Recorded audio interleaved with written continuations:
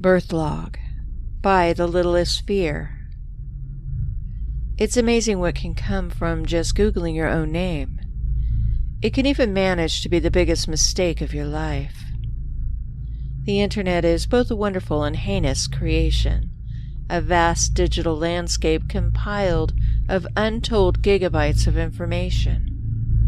The trouble is, once you really go looking, you never know what you might find on there.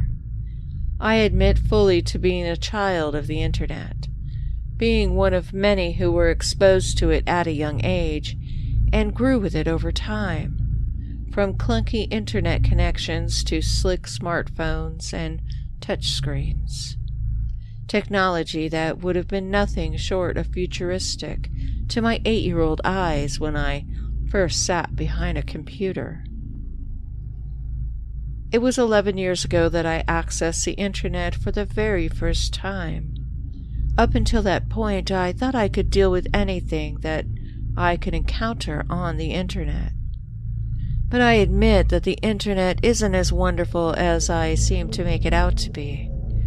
There was the only discovered underbelly of the internet, the dark web, which I, along with everyone else, was thankfully only vaguely aware of, along with fetish websites and other kind of debauchery. Over the years, I've been exposed to things far beyond my age range and understanding. Probably everyone, as at one point in their lives, has seen something either weird, horrifying, or both on the internet. Sometimes that trauma can linger in the back of your memory, even when you think that you've triumphed over it. This was something altogether different for me. It was out of a mixture of millennial boredom and slight egotism that I searched my own name online. I had done it before, and expected the results to be no different. A few obituaries, maybe some other people that shared my name, or had been born around the same time as I was.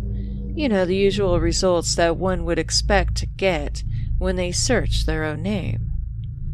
As I scrolled down the page, there was one result that caught my eye. www.birthlog.com. There was no description for below the link, just a simple website domain, sitting amidst articles and obituaries. I found myself intrigued by the shortness of it, of the mystery that seemed to lurk behind it. But at the same time I found myself equally intrigued. I thought that it might be a website that compiled birth dates or medical records. So out of curiosity, I decided to click on it. The front page that greeted me after the short load time was not what I expected. The design of the web page was simple, to the point of being unappealing. It was just a completely black background, save for some small red text in the center of the screen. As I scrolled downwards, I realized it to be a set of 8-digit codes, each uniquely numbered, stretching down almost endlessly. To be honest, it took me aback a little. I wasn't expecting something so simple to have such an amount of text. It had been the most I had ever seen on a website, and I was almost afraid that I might crash my computer. I found my interest hovering over one such line, 030219998. As I roved the cursor over it, I realized that it was a link to another page. I soon realized that all the other lines of numbers were 2 separate pages, each assigned to that individual line of code. Of course, I could have clicked on any other available one of them, but it was that order of numbers that caught my attention. There was something almost familiar about the numbered jumble I had found. After hesitantly clicking on the link 030219998, it directed me to a white web page with a single video in its center. I suddenly felt a little anxious about playing the unmarked video with no prior knowledge of what I might be in for. I was afraid that it might be just another screamer prank or even worse, some twisted porn video. However, just as I was about to close the window, the video began to play by itself. The video itself was shot in black and white from what looked like a security camera feed. It was completely silent. It was filming what looked like a sterilized operating room, where a figure was lying on the gurney in the center of the room. A closer look revealed that the figure was a woman, dressed in a pale hospital gown, who was strapped to the gurney by her hands and ankles. But this wasn't just any woman. She was heavily pregnant, the swell of her stomach visible through the trailing folds of the gown she was wearing. The woman looked to be more than a little nervous as she looked around the room. She looked as if she was expecting someone, and I saw her silently call out.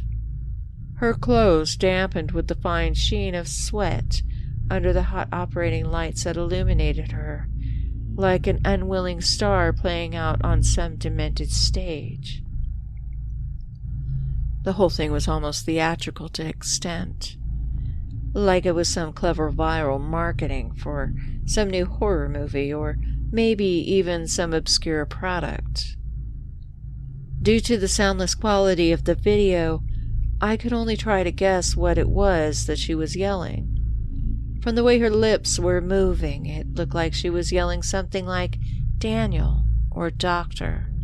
What drew my attention the most was the rising fear on the woman's face as she began to struggle against her restraints, her emotions escalating from uncomfortable confusion to outright screaming and panic when she realized just how helpless and alone she was in that room.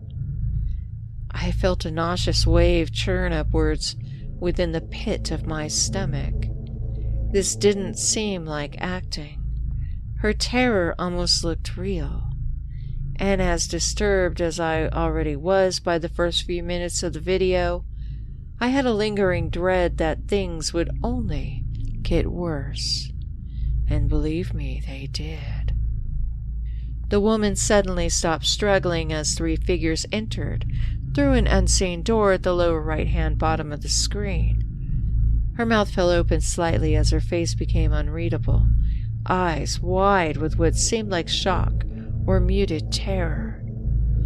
I almost followed suit when these three new characters shuffled into the center of the room on screen. They were varying heights and dressed in plague doctors' outfits. I had never seen plague doctors' outfits outside of history books on the Middle Ages or movies. I guess that they might have been two males and a female, but they were near androgynous because of their strange outfits. The tallest wearing a hatted black mask with a leathery sewn design to it, stepped forward with a raised hand so uncomfortably close to the bound woman's face that the grotesque beak of their mask practically scraped her cheek.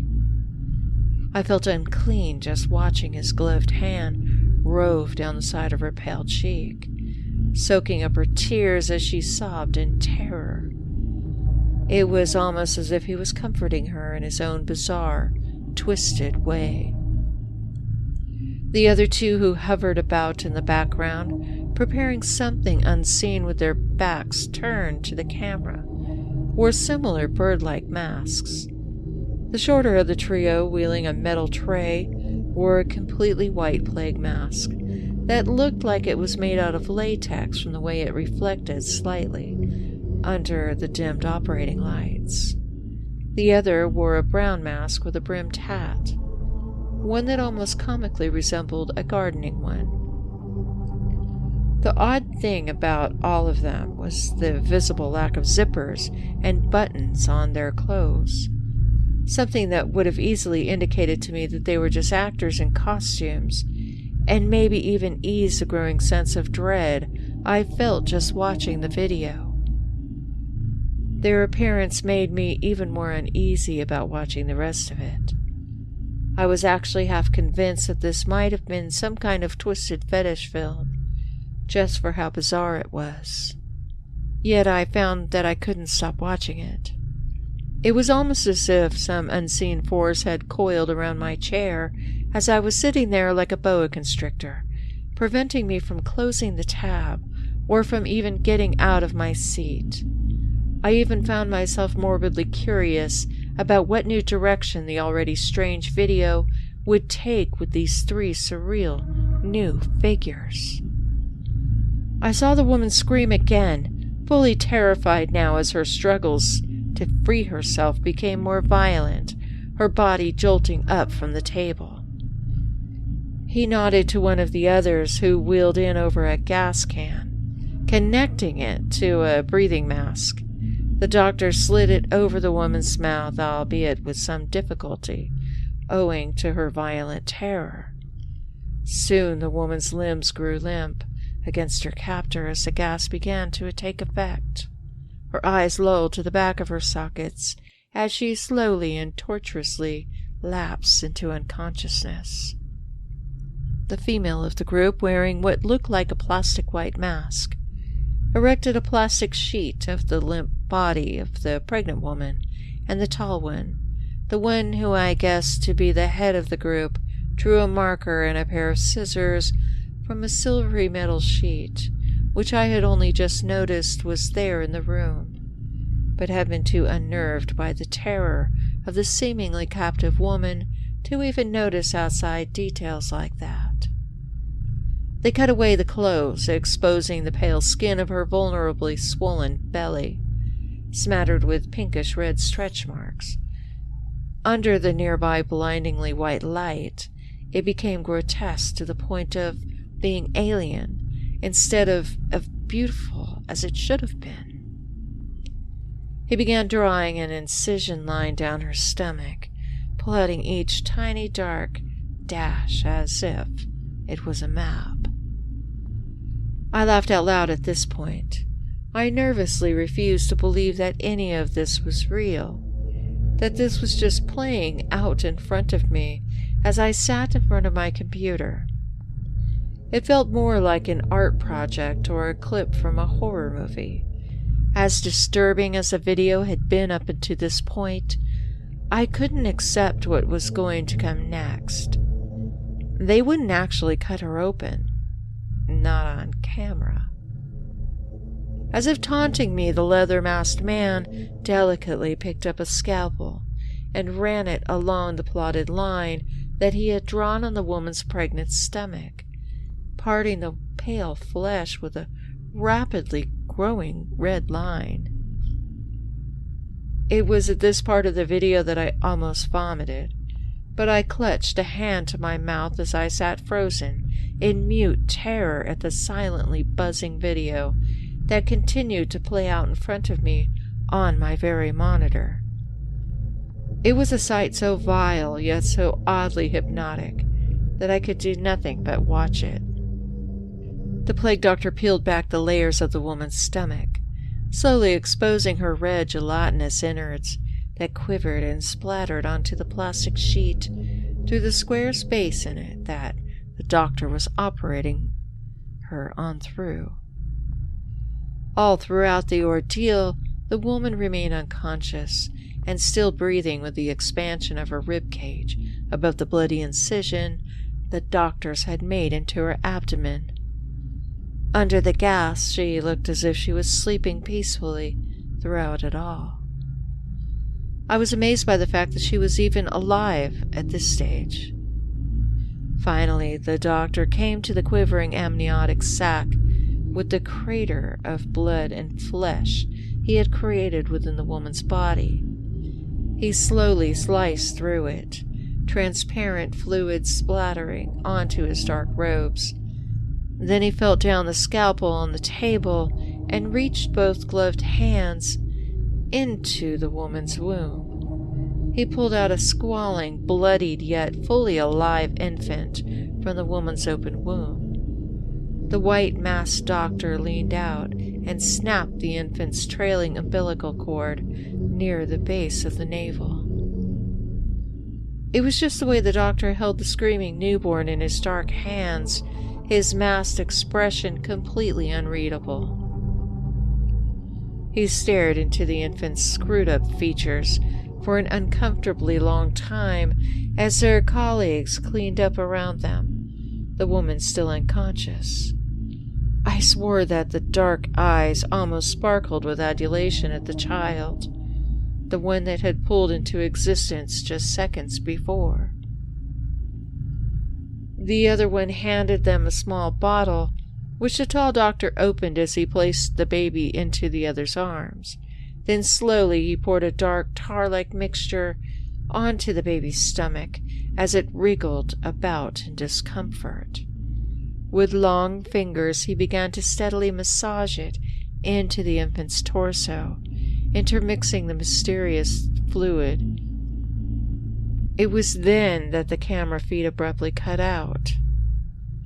Despite the increasingly disturbing events that had unfolded out before me, it was only then I jolted in my seat. The screen was black for about 5 seconds before it unexpectedly cut back to video. The brightness of the new footage, when compared to the darkness that I had been so used to watching from the very start of the video, made me shut my eyes. This new camera angle was more awkward, the camera being handled by uncertain hands rather than just being fixed to a wall, as it had been for the past 15 minutes. It was clearly some home movie. The footage was in full color this time, now in a maternity ward where rows of exhausted new mothers lay in their hospital beds, surrounded by husbands and loved ones as they stared lovingly over their newborn babies snuggled in their arms. The camera's view shifted towards one such mother and her baby. Despite the tiredness plastered across their features and the disarrayed strands of hair that half covered her face, it was only in the daylight that I was able to see the woman's face. Despite the cheery talk between her and the cameraman, who I now guessed to be her husband, as they fawned over their sleeping baby, my heart froze at the sight of her. This woman, the one who I had seen operated on and cut open, was my own mother. Despite her womb being cut open and her baby being pulled out of her, she was smiling like nothing was wrong. The bottom of the camera that my father handled had the same set of numbers, 030-21998, which I felt the same rising sense of sickened realization once I realized now the same meaning. 03/02/1998. February 3rd, 1998. It was the day I'd been born. The baby that my mother lovingly stroked in her arms, the very child that had been cut out of her belly by those strange beings, was me. As impossible as the whole situation seemed at the very moment of watching, I had just witnessed my own birth on the internet. It was all too much for me to take. I closed the page as quickly as I could, then rushed upstairs to the bathroom where I gladly purged the contents of my rapidly churning stomach into the toilet. After recovering some courage to go back online, I erased my hard drive. I wanted no trace of that website on my computer. I refused to let myself be reminded of that horrible video.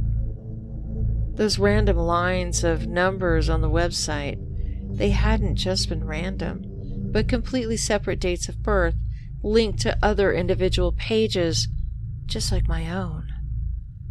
What they led to, I don't know, nor do I wish to find out. For the next week and a half, I had nightmares about the plague doctors, particularly the tall one.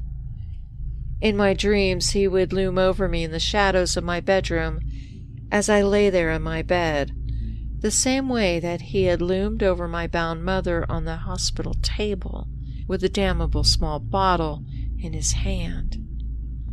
He would force my mouth open before I had the chance to scream, pouring that black tar liquid into my mouth. I felt it seep into my mouth, down my throat, and into my stomach, suffocating me. I would usually wake up screaming, scratching at my throat until dried blood caked on the underside of my fingernails. It wasn't as if I was new to disturbing things on the internet. I had seen horror movies, read more than a few stories, not entirely like the one I'm telling you. It would have been easy to think of it all as some huge coincidence, or at worst some sick, elaborate prank. But this was different. The whole thing felt raw, real. I knew, in spite of how much I tried to convince myself otherwise, that nothing had been staged about it. Even the home movie at the end had somehow been pilfered from my family's own personal belongings, as I now recalled seeing it as a child on VHS somewhere. How the website had managed to attain such footage, along with the video of my birth, both terrified and intrigued me once I had calmed down from the initial shock of the video. Despite reason screaming at me for doing so, I knew that I needed to find out more about birthlog.com, the identities of the mysterious masked doctors, just why they had done such a thing to my mother, and of where I had truly come from. Knowing seemed to be the only catharsis for what I had witnessed, as if just affirming that what I had seen was indeed real would somehow cleanse it from my memory, and perhaps even finally get the nightmares I was having to stop. I nervously asked a few more technically minded friends if they had ever heard of a website called Birthlog. They had shaken their heads, and after a few searches on the internet, turned up nothing. Not even on the dark web, which one or two of them were actually brave or foolish enough to frequent. There was nothing, absolutely nothing. It was as if all traces of it had been purged from the face of the planet. Eventually I gave up asking them. I decided then and there that the only other time I ever wanted to see that plague doctor again was in my own nightmares. I never spoke to my mother directly about it, for fear of bringing up any hidden memories within her psyche. But I did inquire about the exact circumstances of my birth with her, as a way of working around the subject. What hospital was I born in? At what time, and how was I delivered? The last question made her raise her eyebrows slightly. She admitted that my delivery had been a difficult one, and that the doctors had given her a cesarean. Apparently my umbilical cord had become entangled around my neck during delivery, and cutting open my mother's womb and removing me was the only way to save me from potential strangulation. My mother's eyes seemed to glaze over with memory. Even though she smiled, there was a trace of fear on her face. She seemed almost lost in trance as her features scrunched up, trying to remember. But it was as if she was desperately trying to remember something that had found the clarity of what had once been vivid memories suddenly fogged over. I watched with a burning dread in my throat, remembering the plague doctor's slow sedation of her.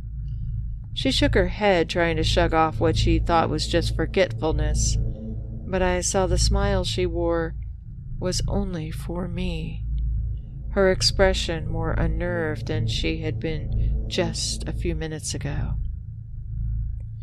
"I still have the scars," she said mirthfully, "but it was all worth it to have you." My mother then smiled up at me like nothing had ever been wrong. That was the last time I ever discussed the circumstances of my birth with her. Take this as a cautionary tale, if you will. I still have no idea what the hell to make of it, but I prefer not to think about it now. The scars of the video still run deep through me, engraved into my very consciousness. I know that I can never forget the trauma of what I now know, but try to live with it every day.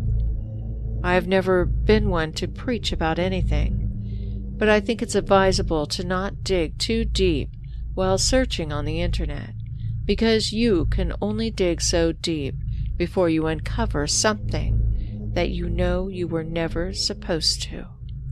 Believe me, I know.